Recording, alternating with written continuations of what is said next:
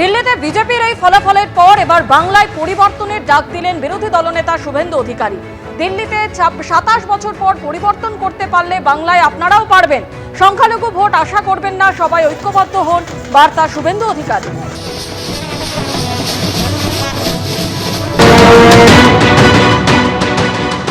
দিল্লি যদি 27 বছর পরে পরিবর্তন করতে পারে, বাংলাকেও পরিবর্তন আপনারা করতে পারবেন।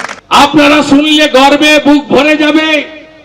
29টা পূর্বাঞ্চলের ভোটারদের সিটের 20টাতে বিজেপিকে ভোট দিয়েছিল।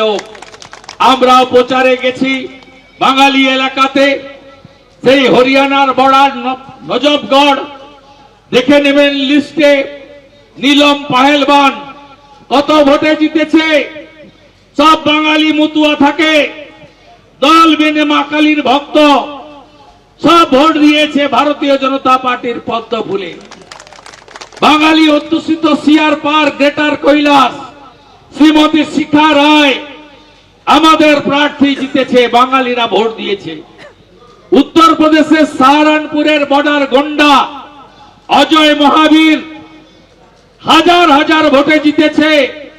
সেখানেও বিরাট কালী মন্দির, 15,000 বাঙালি ভোটার, 14,000 ভোট দিতে গেছে।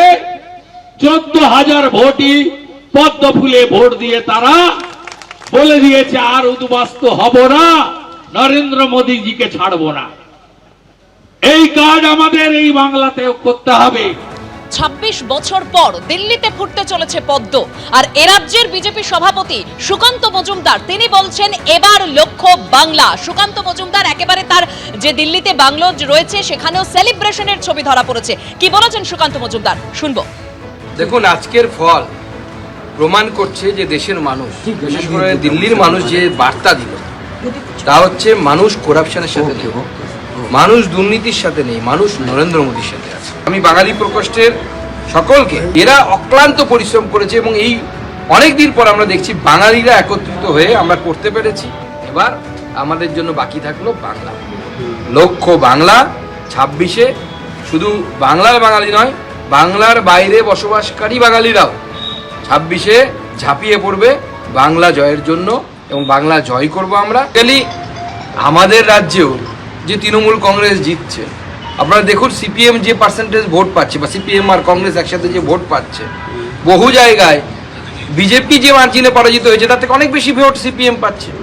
তো সেই ভোটটা যদি, তারা তো অ্যান্টি মমতা ভোট, তারা মমতা ব্যানার্জিকে তো পছন্দ করে না, কিন্তু তারা সিপিএম আর কংগ্রেসকে ভোট দিয়ে দিচ্ছে। কিন্তু তারা যদি বিজেপিকে ভোট দিত তাহলে তো বিজেপি সরকার হয়ে যেত। এটাই হচ্ছে রাজনীতি, এটা নতুন কিছু নয়। স্বাভাবিকভাবেই মানুষ, বাংলার মানুষও আগামী দিনে বিজেপির সাথে।